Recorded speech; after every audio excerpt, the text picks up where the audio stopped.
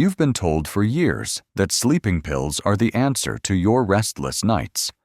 One small pill, and you'll finally drift off into the peace you've been craving. But what if that pill is quietly stealing your health?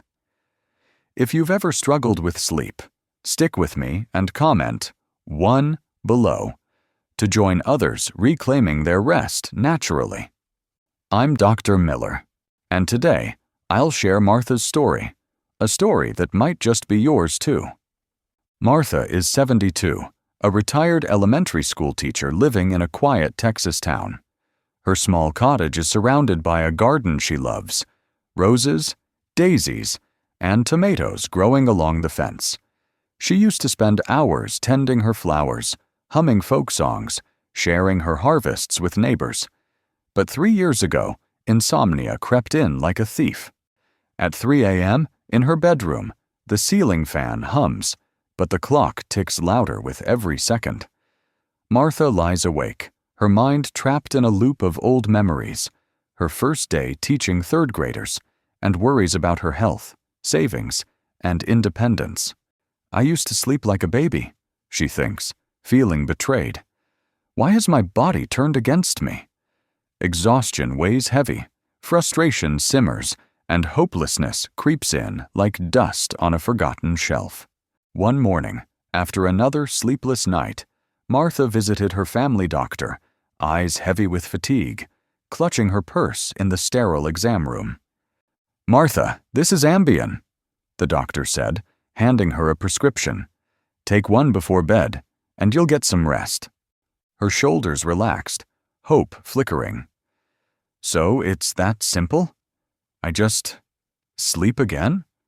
That night, she swallowed her first pill, the tiny tablet dissolving with a promise of relief. For the first time in months, she slept 7 solid hours. This is it, she thought, morning light filtering through her curtains. This is my miracle.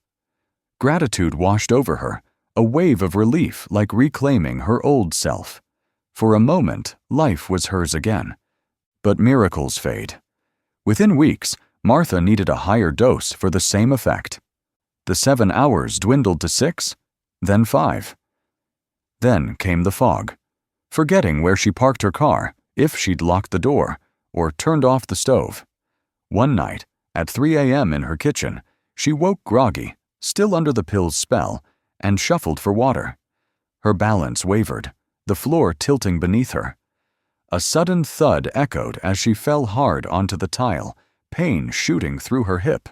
At the hospital, a specialist met her eyes, his tone serious. "Martha, did you know sleeping pills increase your risk of falling by 44%? They raise stroke risk by 30%. Long-term use can erode your memory." Martha's heart sank. "I thought they were helping me. Nobody told me this." Here's the truth. Sleeping pills don't deliver natural sleep. They sedate you, like dimming a room's lights instead of turning them off. Your brain misses the deep, restorative sleep needed to repair cells, consolidate memories, and regulate hormones. It's like charging your phone halfway. The screen says charging, but the battery's weak by morning. For seniors like Martha, the risks are higher. The nervous system, less resilient with age, becomes a foggy tightrope. National Institutes of Health studies show over 9 million seniors use sleeping pills, and they're 1.5 times more likely to suffer falls leading to fractures. The cruelest twist? Stopping the pills often triggers rebound insomnia, making sleep worse than before. It's borrowed peace, repaid with interest. If Martha's story resonates, hit that subscribe button to learn more ways to reclaim your health naturally. Let's keep going. After her fall, Martha came to my clinic, hands trembling as she clutched her cane. "Dr. Miller, I'm scared," she whispered. "I can't live like this, but without pills, I don't sleep." I leaned forward. "Martha, we're not taking away your sleep. We're teaching your body to sleep again, naturally." She frowned, skeptical. "At my age? Can the brain still learn that? Your brain is like a garden, I said. Even after years of weeds, plant the right seeds, and it can grow something beautiful again. We started with cognitive behavioral therapy for insomnia, CBTI, a proven method to retrain the brain without medication. First was sleep restriction, limiting time in bed to only the hours you actually sleep. It's like shrinking stretched-out shoes to fit perfectly. For Martha, that meant bed at midnight, up at 5 a.m., just 5 hours. Her mind protested, "This is madness. I'm already tired, and now less sleep?"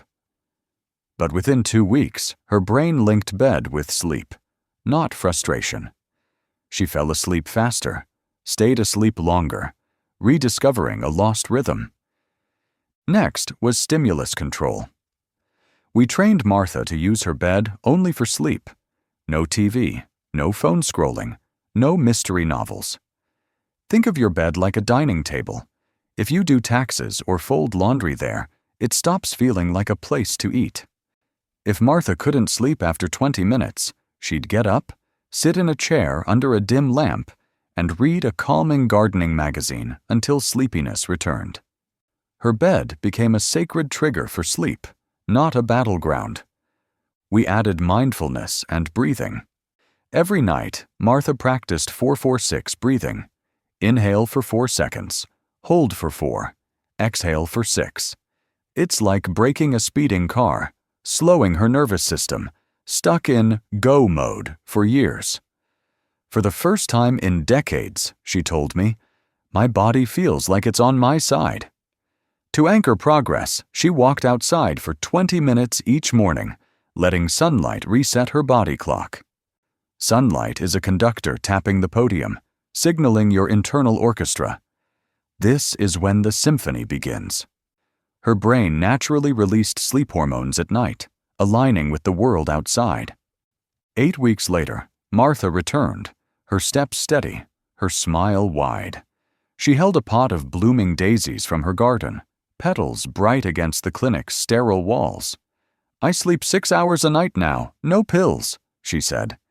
"Yesterday, I spent the whole afternoon gardening without feeling I'd collapse." "How does it feel?" I asked, smiling. Her eyes glistened. "It feels like I got my life back." Martha's story reveals 3 truths. First, sleeping pills sedate, not restore. Second, they carry silent costs, falls, memory loss, stroke risk. Third, your brain can relearn natural sleep through CBTI, mindfulness, morning light, and retrained habits. For Martha, it wasn't just sleep. It was mornings in her garden, afternoons with neighbors, control over her life. Let's recap. Martha, a 72-year-old retired teacher, was trapped by insomnia and sleeping pills that led to a dangerous fall. Through CBT1, sleep restriction, stimulus control, breathing exercises, and morning sunlight, she reclaimed 6 hours of natural sleep in 8 weeks. She traded pills for steady steps, foggy mornings for vibrant afternoons in her garden. Her story proves that even after years of struggle, your body can learn to sleep again without medications risks.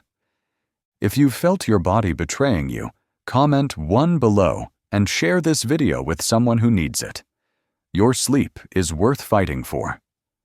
I'm Dr. Miller, and I promise, tonight, when you reach for that pill bottle, pause.